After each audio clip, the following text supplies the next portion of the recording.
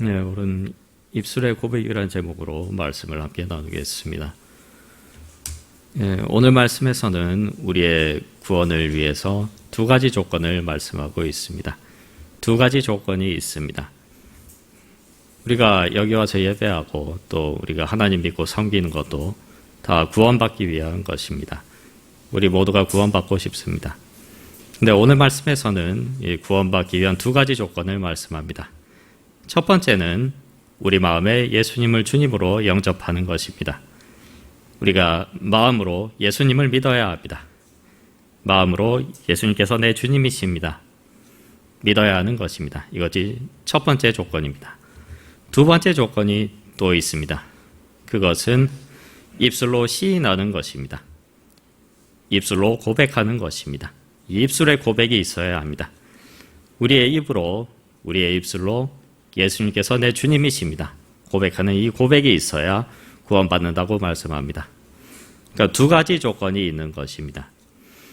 그런데 이 두 가지 조건 중에 한 가지는 있고 나머지 한 가지는 없으면 어떻게 됩니까?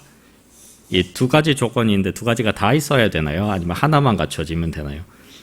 이 두 가지 조건의 관계가 문제가 있습니다. 이 두 가지 조건이 and 관계인가요? or 관계인가요? and 관계는 두 개 다 있어야 된다는 거죠. 그리고 or 관계는 영어 써서 조금 죄송합니다만 둘 중에 하나만 있으면 되는 것입니다. 만약에 이렇다면 어떻습니까?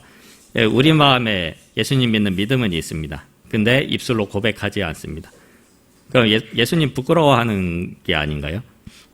진짜 예수님께서 내 주님이 되시고 또 삶의 모든 것 중에서 가장 중요한 게 예수님이면 입술로 고백하지 않을 이유가 없는 것입니다. 만약에 마음에 믿음이 없어요. 근데 입술로만 예수님을 주님이라고 고백하면 어떻습니까? 진실한 고백이 되지 않겠죠. 가식이 되겠죠. 그건 진실한 고백이 될 수가 없습니다. 이 두 가지 조건, 마음으로 믿는 것 그리고 입술로 고백하는 것, 이 두 가지가 다 있어야 우리가 구원받을 수 있는 것입니다. 그래서 이 입술의 고백이 중요합니다. 우리가 흔히 생각하기로는 우리가 마음으로 믿으면 구원받을 수 있다고 생각하는 경우가 많습니다. 근데 오늘 말씀에서는 그렇게 말씀하지 않습니다. 입술의 고백 또한 있어야 구원받는다고 말씀합니다. 이 입술의 고백, 중요한 것입니다. 요즘 코로나 때문에 많이 힘드시죠? 언론을 쭉 이게 지켜보다 보면 이제 더 보고 싶지가 않습니다. 마치 교회가 전염병 펴진 온상인 것처럼 그렇게 돼 있고 교회에 대한 인식이 많이 좋지 않은 것 같습니다. 그리고 친구들한테나 교회 다닌다고 마음대로 말도 못합니다. 또 직장에서 교회 갔다 왔다 그러면 우리까지 옮기려고 그러냐, 교회 가지 마라 그러고 또 나 예수님 믿습니다, 교회 다닌다 이렇게 고백하기가 힘든 시대인 것 같습니다. 그리고 난 믿음의 가정도 아니고 우리 가족들 이제 믿지도 않고 괜히 집에서 예수님 얘기하면 괜히 따돌림 받고 나만 힘든데 난 마음으로만 믿고 이제 앞으로 평생 동안 예수님 믿는다고 입 밖으로 내지 말아야 되겠다. 그러면 어떻겠습니까? 그럼 구원받을 수 있을까요? 오늘 말씀에 따르면 힘든 것 같습니다. 이 입술의 고백 또한 있어야 구원받는다고 말씀하는 것입니다. 마태복음 10장 32절 33절 말씀에서는 누구든지 사람 앞에서 나를 시인하면 나도 하늘에 계신 내 아버지 앞에서 그를 시인할 것이요 누구든지 사람 앞에서 나를 부인하면 나도 하늘에 계신 내 아버지 앞에서 그를 부인하리라 말씀하고 있습니다. 이게 상호적인 겁니다. 우리가 예수님을 시인해야만 예수님께서도 우리를 아신다 말씀하는 것입니다. 만약에 우리가 천국문 앞에 갔는데 예수님께서 나 너 모른다 그럼 우리 곤란해지겠죠. 그런 일이 있어서는 안 될 것입니다.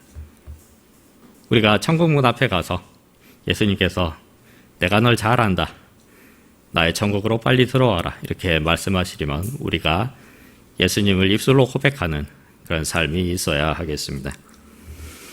그래서 이 입술의 고백이 중요합니다. 우리가 처음 예수님 영접했을 때 이 입술의 고백이 있었습니다. 내가 예수님을 나의 삶의 주인으로 받아들입니다. 이러한 고백이 있었습니다. 그리고 우리가 처음 예수님 믿었을 때 고백했을 뿐만 아니라 그러니까 매 예배 때마다 고백합니다. 우리가 아까도 사도신경으로 우리의 신앙을 고백했습니다. 우리의 입술에 고백이 있은 것입니다. 우리가 아까 고백한 신앙 고백, 이 사도신경은 이 교회에서 가장 보편적으로 받아들여지는 신앙 고백입니다. 또 우리가 가장 익숙한 그런 신앙 고백이기도 합니다. 또 교회에서 가장 널리 받아들여집니다. 우리 개식교는 물론이고 또 카톨릭에서도 또 정교회에서도 이 사도신경으로 신앙을 고백합니다.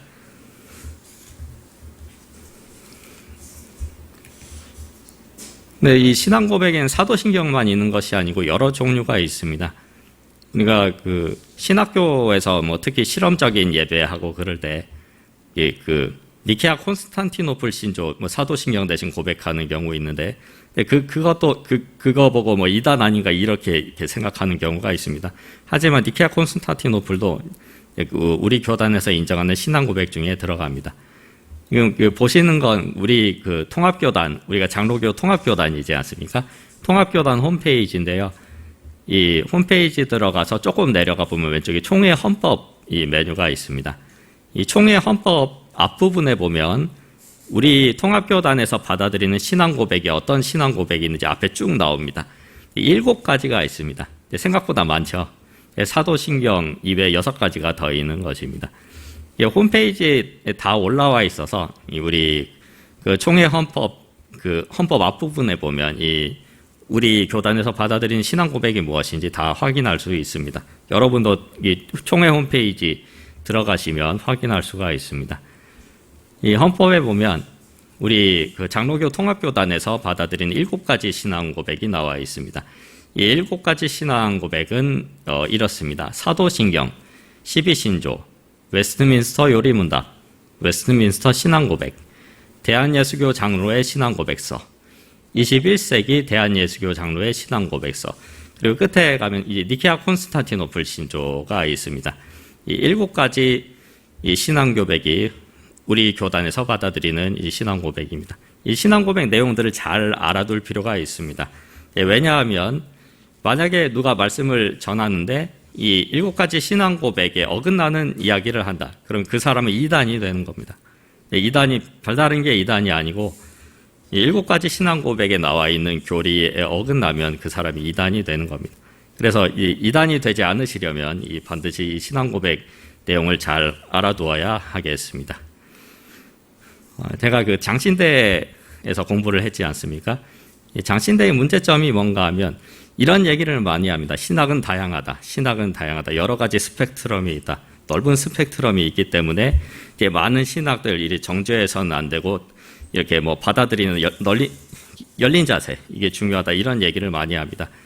근데 신학이 다양하면 이단도 많이 있는데 이단도 이 다양한 신학 중에 하나로 받아들여야 되나요? 그건 아니거든요. 이 태도 한계점이란 건 이 한계 기준이란 건 있어야 되는 거거든요.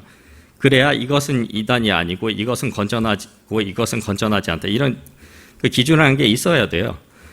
안 그러면 교회에 해로운 거, 양들 해치는 그런 신학 내용들도 다 다양한 신학 중에 하나로 인정해야 되는 그런 문제가 있습니다. 근데 그런 울타리 역할을 하는 것이 무엇이냐? 바로 우리 교단에서 인정하는 7가지 신앙 고백이 그러한 역할을 하는 것입니다.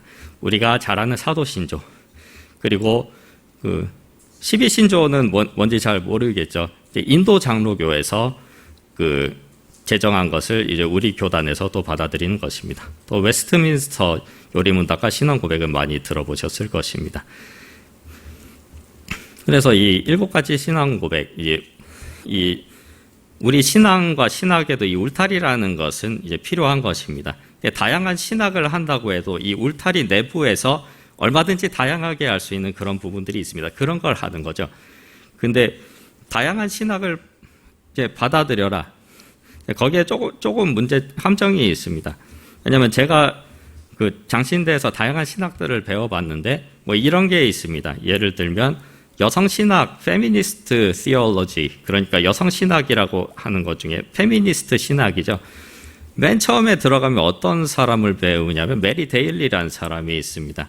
이 사람 뭐라고 얘기하냐면 성경이 워낙 여성에 대해서 차별적이기 때문에 성경을 버리고 고대 여신 숭배로 가야 된다. 뭐 이런 얘기를 하는 거예요. 근데 그거 받아들일 수 있나요? 아니죠. 절대 아니죠. 우리가 성경의 권위를 인정할 필요가 있습니다. 그리고 여성에 대해서 이제 대우해주고 또 평등하게 하자 그래도 성경이 그 근거가 돼야 되는 거죠. 성경 버리자 이런 거 받아들일 수 없습니다. 그런데 우리 학교에서는 이것도 다양한 신학 중에 하나라고 얘기합니다. 그리고 시카고 이제 신학교의 어떤 바울 신학하는 부분은 뭐 이런 얘기를 합니다. 바울이 여자를 차별한 건 맞는데 동성애자를 차별한 건 아니다. 그러니까 동성애자도 받아들여 줘야 한다. 동성애도 그 성경에 의하면 괜찮은 것이다. 이거 받아들일 수 있나요? 아니요. 제가 말한 이 사람들 울타리를 넘어간 사람들이죠. 그러니까 우리가 울타리 안에 있어야 됩니다. 울타리 밖에 나가면 위험한 거예요. 이 울타리 역할을 해주는 게 우리 교단의 7가지 신앙 고백입니다. 울타리 화려한가요? 울타리에 크리스마스 트리처럼 이렇게 장식하고 아니에요. 이거 보면 이렇게 딱 처음에 읽어보면 좀 무슨 소리인지 모르고 딱딱할 수도 있어요. 근데 울타리는 화려한 게 아니에요. 그걸 넘어가면 위험한 거예요. 그래서 이 울타리 역할을 하는 이런 그 신앙 고백 우리가 필요합니다. 이것도 잘 알아둬야 하고 이것을 잘 알아야만 우리가 하나님께서 허락하시는 울타리 안에서 이제 마음껏 이제 꼴 먹고 이제 성장하고 생활할 수 있는 것입니다. 그래서 7가지 신앙 고백, 우리의 입술의 고백이기 때문에 그것이 중요합니다.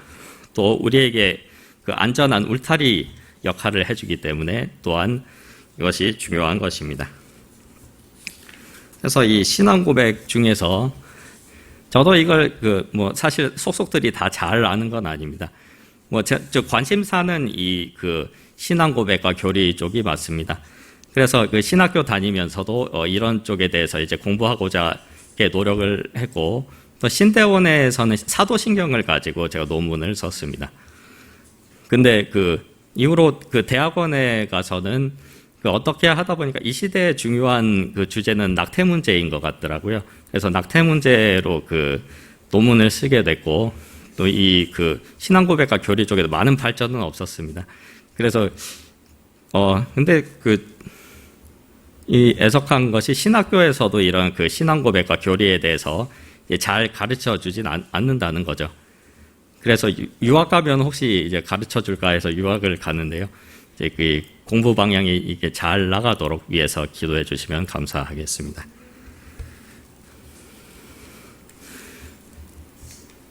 그래서 오늘은 이 사도신경 내용을 통해서 우리의 입술의 고백이 어때야 하는지 또 우리가 믿는다고 하는데 우리가 믿는 내용이 무엇인지 함께 알아보도록 하겠습니다. 이 사도신경은 우리가 가장 익숙한 이 신앙 고백입니다. 그래서 친숙하죠. 그리고 이제 가장 많이 널리 받아들여진 신앙 고백이기도 합니다. 이 전설에 따르면 이 사도신경 이 신앙 고백은 사도들 12사도이지 않습니까? 사도신경을 이렇게 끊어보면 12문장이 이제 나옵니다. 그래서 베드로가 한 문장 얘기하고 또 안드레가 한 문장 얘기하고 또 요한이 한 문장 이야기하고 그래서 12명이 한 문장씩 이야기해서 이것이 모아져가지고 사도신경이 됐다. 그런 전설이 있습니다. 근데 그건 전설이고요. 연구자들이 자세히 연구해본 결과 그건 이제 근거가 없는 것으로 이제 판명이 났습니다. 그런데 이 칼빈 같은 신학자는 이걸 알고 있었습니다.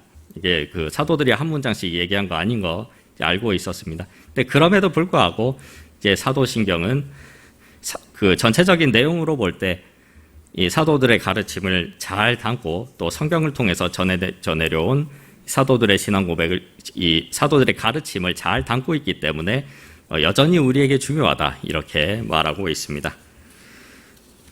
그래서 이 사도신경 이제 우리에게 중요한 이 신앙 고백입니다. 아무래도 사도신경의 구조를 보면 루터 같은 사람은 사도신경을 세 부분으로 나눴습니다. 우리가 성경 맨 앞을 한번 펴볼까요? 그럼 이 사도신경을 이제 담고 있습니다. 맨 앞에 펴서 보시면 사도신경 첫 구절은 이렇게 시작하죠. 나는 전능하신 아버지 하나님, 천지의 창조주를 믿습니다. 이것이 성부 하나님에 관한 부분입니다. 사도신경 첫 부분입니다. 그리고 다음에 나는 그의 유일하신 아들, 우리 주 예수 그리스도를 믿습니다. 이것이 성자 예수님, 예수님에 관한 부분, 이것이 두 번째 부분입니다. 그리고 조금 내려가서 보면 나는 성령을 믿으며 이 성령에 관한 고백이 나옵니다. 이 부분이 세 번째 부분. 그래서 루터는 이 사도신경을 세 부분으로 나눴습니다. 성부 하나님에 관한 부분, 성자 예수님에 관한 부분, 그리고 성령 하나님에 관한 부분. 성부, 성자, 성령 이렇게 세 부분으로 나눠서 이 사도신경이 삼위일체적인 구조를 가지고 있다. 이렇게 얘기했습니다. 네, 루터 말고 칼빈 같은 사람은 이 성령에 관한 부분, 나는 성령을 믿으며, 그리고 바로 다음에 거룩한 공교회가 나오죠. 이 교회에 관한 부분입니다. 그래서 칼빈 같은 사람은 이 성부, 성자, 성령에 관한 부분에 더해서 교회에 관한 부분, 이렇게 네 부분으로 이 사도신경을 나눴습니다. 그래서 사도신경은 성부, 성자, 성령, 그리고 교회에 관한 부분을 담고 있습니다. 그리고 사도신경을 잘 살펴보면 사도신경을 5부분으로 나누는 것도 가능합니다. 성부, 성자, 성령, 교회, 그리고 마지막에 보면 몸의 부활과 영생을 믿습니다. 그래서 종말에 우리에게 어떤 일이 일어날지 또한 말씀하고 있습니다. 그래서 5부분, 성부, 성자, 성령, 교회, 그리고 종말에 관한 부분을 사도신경이 담고 있습니다. 그래서 우리 함께 사도신경을 이제 한 구절씩 이렇게 살펴보겠습니다. 우리 함께 사도신경 첫 구절을 함께 읽어보겠습니다. 시작. 나는 전능하신 아버지 하나님, 천지의 창조주를 믿습니다. 아멘. 네, 먼저 전능하신 아버지 하나님을 말씀합니다. 이 전능하시다 그러니까 하나님께서 힘이 가장 세시죠. 많은 힘을 가지고 계시고 그 능력으로 천지를 창조하셨습니다. 하나님께서 전능하시다고 하니까 어떤 사람은 옛날에 무소불위의 권력을 휘두르던 그런 왕들, 임금들을 생각해서 하나님 굉장히 무서운 분이 아니신가 이렇게 생각하는 경우가 있습니다. 그런데 전능하신 바로 다음에 이 아버지 하나님을 말씀하고 있습니다. 하나님께서는 우리를 사랑하시는 아버지이십니다. 우리가 하나님을 아버지로 부르고 또 아버지로 섬깁니다. 하나님께서는 이제 우리에게 무서운 분이 아니시고 우리를 사랑하시는 아버지이십니다. 그것이 우리가 성부 하나님에 대해서 고백하는 것입니다. 그리고 다음에 천지의 창조주를 믿습니다 하고 고백합니다. 창세기 1장 1절에서는 태초에 하나님이 천지를 창조하시니라 말씀하면서 하나님께서 이 천지를 만드신 분임을 말씀하고 있습니다. 창세기 1장 1절에서처럼 이제 천지죠. 이 천지는 한문으로는 하늘천 따지, 그래서 이 하늘과 땅을 말하는 것입니다. 그런데 이 천지를 창조하셨다고 할 때 이 천지는 하늘과 땅만을 말하는 것이 아니고 하늘과 땅에 있는 모든 것을 말씀하는 것입니다. 하나님께서 하늘과 땅에 있는 모든 것, 세상에 있는 모든 것을 우리 하나님께서 창조하셨습니다. 그리고 우리가 창조주 하나님을 고백할 때 거기에는 반드시 섭리주 하나님에 대한 고백을 포함하고 있습니다. 이 섭리라는 것은 하나님께서 세상에 있는 모든 것을 창조하셨을 뿐만 아니라 그 모든 것을 다스리시고 움직이시고 또 지금까지 운행하신다는 그러한 고백이 이 섭리주에 대한 고백입니다. 우리 하나님께서는 이 천지를 만드시고 멀찍이 떨어져서 어떻게 되나 보시는 그런 분이 아니십니다. 하나님께서는 천지를 만드시고 세상 모든 것을 만드시고 또 그 만드신 세상에 매 순간 개입하셔서 그분의 뜻을 이루시고 또 온 세상을 다스리시는 그러한 분이십니다. 그것이 우리가 고백하는 창조주 하나님입니다. 그리고 다음은 이 사도신경의 두 번째 구절입니다. 성자 예수님에 관한 부분입니다. 우리 함께 두 번째 구절을 함께 읽어보겠습니다. 시작. 나는 그의 유일하신 아들 우리 주 예수 그리스도를 믿습니다. 예수님에 관한 고백에 보면 그의 유일하신 아들이라 했습니다. 여기서 유일하신다는 것은 하나뿐인 외아들 그러한 의미가 아닙니다. 그래서 유일하신 아들이라는 것은 이 예수님께서 나신 것이 우리와 다르다는 그러한 의미입니다. 우리 또한 하나님의 자녀입니다. 하나님의 아들, 딸입니다. 그런데 우리가 이전에는 하나님의 자녀가 아니었습니다. 그런데 우리가 예수님을 만나고 예수님을 통해서 죄 사함 받고 하나님의 자녀가 되었습니다. 성경에서는 이것을 양자의 영을 받았다. 우리가 양자의 영을 받았다. 그렇게 말씀합니다. 우리가 하나님의 양아들, 양딸이 되는 것입니다. 그게 우리가 하나님의 자녀가 된 방법입니다. 근데 우리가 양자가 되었다고 해서 그게 서자가 된 거하고는 다릅니다. 서자는 홍길동전에서 홍길동처럼 아버지를 아버지라고 부르지 못합니다. 근데 우리는 하나님을 아버지라 부릅니다. 또 하나님의 자녀가 되었습니다. 또 양자는 그 권리에 있어서 친아들과 똑같습니다. 우리가 예수님께서 친아들인데 우리가 예수님과 똑같은 권리를 가지고 있습니다. 또 마지막 날에 예수님과 함께 모든 것을 상속받는 것을 믿습니다. 그래서 유일하신 아들이다. 이것은 예수님께서 그 나신 것이 우리와 다릅니다. 우리는 양자를 통해서 하나님이 나셨습니다. 양아들, 양딸을 삼으셨습니다. 근데 예수님께서는 전통적인 교리에서 표현하는 것에 따르면 영원전부터 나셨다. 이렇게 표현합니다. 예수님께서는 영원전부터 하나님의 아들이셨습니다. 근데 영원전부터 나셨다고 해서 나셨다고 하니까 꼭 생일이 있을 것 같잖아요. 언젠가 전에 태어났고 또 뭐 나셨다 그러니까 생일이 있겠지. 그런데 예수님께서는 역사적으로 특정한 시점에 나신 그런 게 아닙니다. 예수님께는 그런 식의 생일이 없습니다. 저 같은 경우는 역사적으로 태어난 시점이 있죠. 1981년 9월 19일. 제가 그때 태어난 거고 그때가 역사적으로 저는 난 시점이 있습니다. 근데 예수님께서는 역사적으로 나신 시점이 없습니다. 예수님께서 영원전부터 나셨다고 하는 건 예수님께서 영원전부터 하나님의 아들이셨다고 하는 하나님 아버지와 아버지 아들 관계였다고 하는 그런 관계성을 그렇게 표현한 것입니다. 그래서 유일하신 아들, 예수님께서 나신 것이 특별하다는 그러한 의미입니다. 그리고 다음 부분을 보면 우리 주 예수 그리스도를 믿습니다 했습니다. 예수 그리스도가 우리의 주님의 이름입니다. 예수 그리스도라고 할 때 이 예수는 마태복음 1장 21절에 보면 우리 1장 21절을 함께 읽어보겠습니다. 시작. 아들을 낳으리니 이름을 예수라 하라. 이는 그가 자기 백성을 그들의 죄에서 구원할 자이심이라 하니라. 아멘. 우리 주님의 이름이 예수인데 예수의 뜻은 자기 백성을 그들의 죄에서 구원할 자. 이것이 예수의 뜻입니다. 예수님께서 자기 백성을 죄에서 구원하시는 분이다. 이것을 나타내는 것이 예수라는 이름입니다. 그리고 그리스도라고 했습니다. 이 그리스도라는 말은 헬라어에서 메시아란 말이 있습니다. 구약 성경에서 끊임없이 이 메시아가 올 것이다. 우리의 구원자가 올 것이다. 이렇게 말씀했습니다. 근데 이 히브리어에서 메시아라는 말을 헬라어로 바꾸면 이 신약 성경은 헬라어로 쓰여졌지 않습니까? 그래서 이 사도들이 신약 성경을 쓰면서 구약 성경의 히브리어로 메시아라고 되어 있는 말을 헬라어로 바꿨는데 그게 그리스도입니다. 이 그리스도, 메시아라는 뜻은 기름 부음 받은 자라는 뜻을 가지고 있습니다. 근데 구약 성경에서 기름 부음 받은 자는 이 세 종류의 사람이 있습니다. 첫 번째로는 왕, 두 번째로는 제사장, 세 번째로는 선지자가 이 기름 부음을 받았습니다. 그래서 예수께서 그리스도시라, 이제 기름 부음 받은 자라 말씀하는 것은 예수님께서 왕이신 동시에 제사장이신 동시에 선지자라는 것을 뜻하는 것입니다.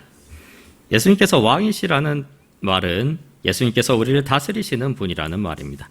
어떻게 다스리냐 하면 우리가 예수님 믿고 또 구원받고 영생을 얻도록 또 그런 방향으로 우리를 다스리시는 것입니다.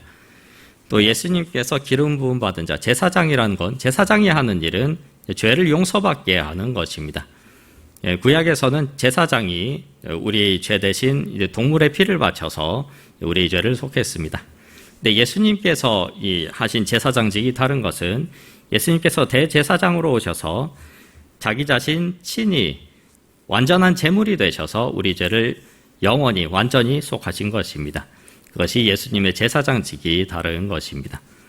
그리고 예수께서 그리스도시라는 것은 기름 부음 받은 자, 선지자를 말하는 것입니다. 선지자가 하는 일은 말씀을 전하는 것입니다. 예수님께서 사람 몸을 입고 이 땅에 오셔서 우리에게 복음을 전하시고 우리가 예수님 말씀을 믿음을 통해서 예수님 말씀 듣고 회개함을 통해서 우리가 구원받게 됩니다. 그래서 예수 그리스도라는 이름에서 이 그리스도라는 뜻은 예수님께서 우리의 왕이시고 우리의 제사장이시고 또 우리에게 복음을 전하신 선지자시다. 이러한 뜻을 가지고 있습니다. 이러한 예수님을 우리가 믿는다고 고백하는 것입니다.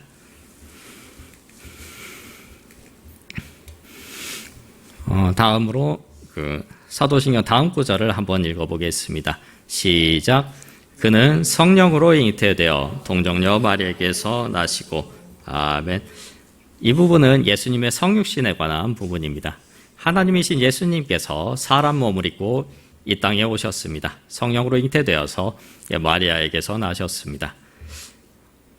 우리가 신학교에서 예수님에 대해서 배울 때 기독론이라고 하거든요. 기독론에는 예수님의 인격과 사역에 대해서 말씀합니다.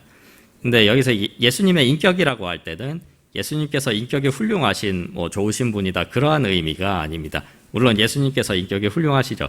근데 그걸 얘기하는 게 아니고 예수님 안에 이 인성과 신성을 모두 가지고 계시다는 것입니다. 예수님께서 참 하나님이시고 참 사람이시다. 이것이 전통적인 교리에서 고백하는 것입니다. 이 신성과 인성이 모두 있다 그랬는데 이 신성은 하나님에 속한 속성입니다. 그리고 인성은 이 사람에게 속한 속성이 인성입니다. 그런데 이 예수님께서 이 인성과 신성을 모두 가지고 계신 것은 우리의 구원을 위해서 꼭 필요한 그러한 내용입니다. 이것이 신학자들이 얘기하는 사변적인 내용이 아닙니다. 이 아담이 죄짓고 타락해서 사람 모두가 죄인이 되었습니다. 이런 사람을 구원하시기 위해서 예수님께서 인성과 신성을 모두 가지고 오셨습니다. 그런데 이 사람이 죄를 지었지 않습니까? 아담이 사람이죠. 사람이 죄를 지었기 때문에 사람의 죄가 속함 받으려면 사람이 대신 바쳐져야 합니다. 그래서 예수님께서 사람 몸을 입고 우리 대신 바쳐지기 위해서 우리에게 오신 것입니다. 그런데 사람이 제물로 바쳐지면 그것은 완전한 제물이 될 수가 없습니다. 우리 죄가 완전히 속함 받지 못합니다. 왜냐하면 사람 마음에는 죄성이 있고 또 하나님 보시기에 그것이 흡족하지 못하기 때문입니다. 그래서 이 사람이 바쳐지는 걸로는 우리 죄가 완전히 속함을 받을 수가 없습니다. 그래서 하나님이신 예수님께서 신성을 가지고 오셔서 하나님이신 예수님께서 완전한 제물로 우리를 위해서 바쳐진 것입니다. 그렇게 함으로써 우리의 죄가 완전히 용서받았습니다. 그래서 예수님께서 신성과 인성을 모두 가지고 오셔서 우리를 위해서 또 완전한 제물이 돼서 바쳐지셨기 때문에 우리의 죄가 속함받을 수 있게 되었습니다. 그것이 이 사도신경의 이 구절에서 말씀하는 것입니다.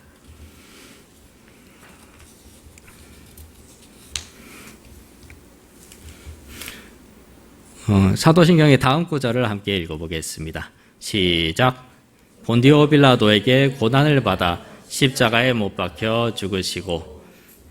이 구절에서는 예수님의 십자가에 대해서 말씀하고 있습니다. 예수님께서 우리를 위해서 십자가를 지시고 고난받으시고 또 죽임을 당하셨습니다.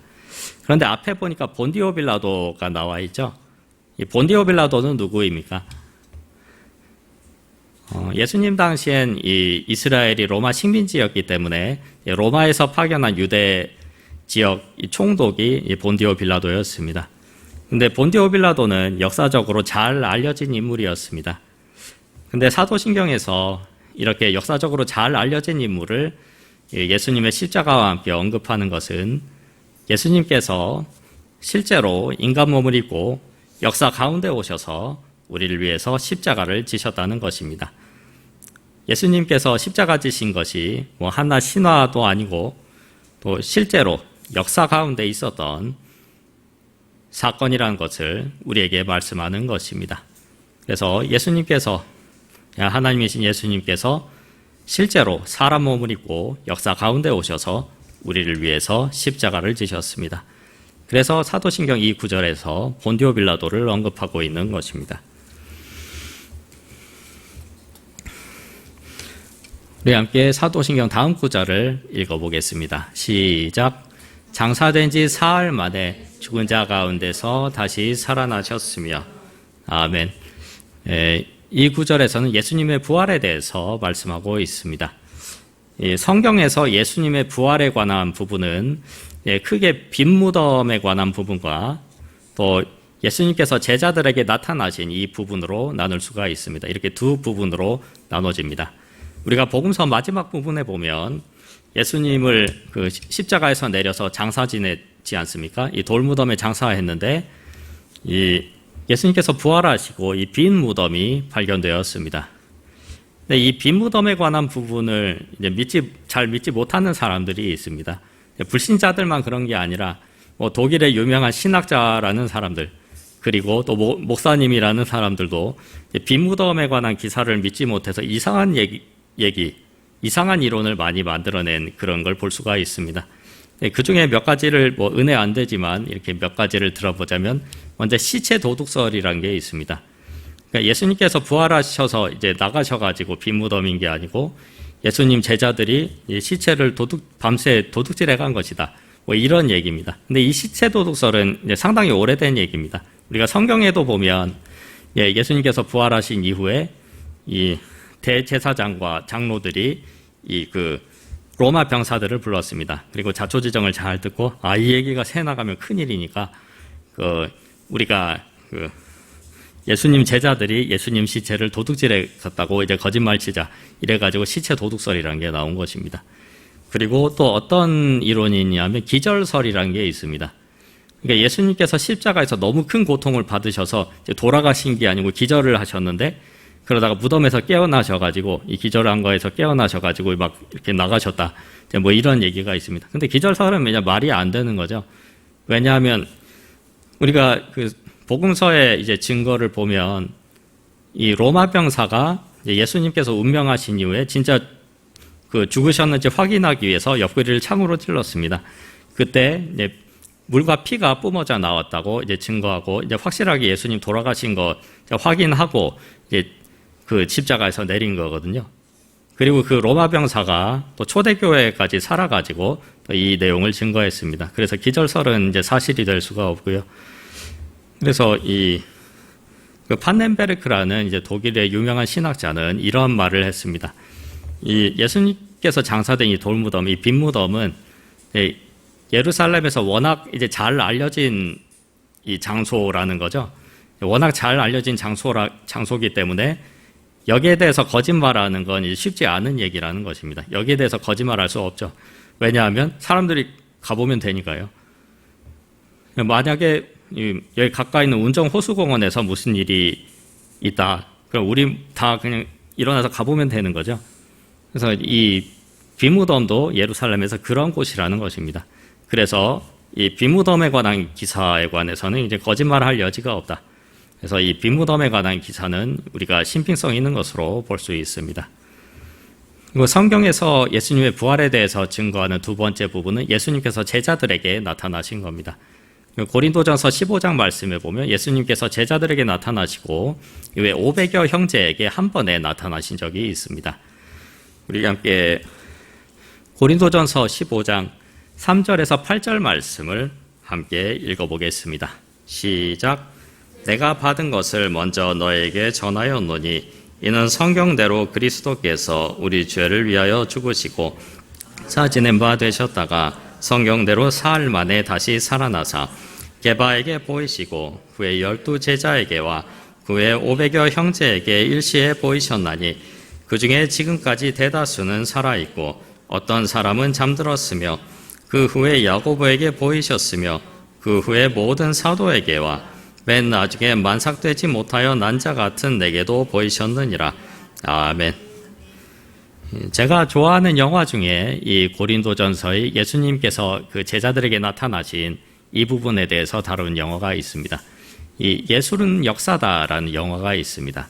이 영화에 보면 이 기자가 주인공으로 나옵니다. 근데 이 기자가 무신론자입니다. 그런데 어느 날 이 기자의 아내가 예수님을 믿게 된 것입니다. 그래서 이 기자가 무신론자니까 아내가 교회 나가는 게 싫은 거예요. 그래서 내가 기자니까 조사를 잘 해가지고 기독교가 거짓말이라는 걸 보여주면 아내가 교회 안 나가겠지. 그리고 이제 기독교가 사기라는 걸 증명하기 위해서 이제 그 취재를 시작하는 것입니다. 그래서 여러 신학자도 만나보고 또 여러 학자들을 만나봅니다. 그러던 중 이 사람이 이 고린도전서 15장에 이 사건이 있는 것을 발견하게 됩니다. 예수님께서 500여 사람에게 한 번에 나타나셨다는 것입니다. 부활하신 예수님께서 500여 사람에게 한 번에 나타나신 거죠. 그래서 이 기자가 이걸 보고 이건 뭔가 사람들이 500여 사람들이 집단으로 환각을 일으켰나 보다 이렇게 생각하고 심리학자에게 가서 500여 사람이 한 번에 환각을 일으키는 것이 가능한지 이렇게 물어보게 됩니다. 그런데 심리학자의 답은 그건 불가능하다는 겁니다. 한 사람이 환각을 보는 건 가능해도 500여 사람이 한 번에 환각을 보는 건 불가능하다는 거죠. 그래서 이 기자가 예수님의 부활을 믿게 되는 그런 내용입니다.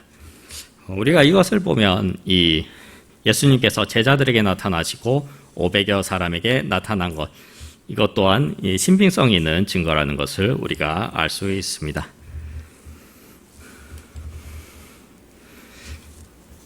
그래서 우리가 이 예수님의 부활에 대한 이 신앙 고백까지 보았습니다.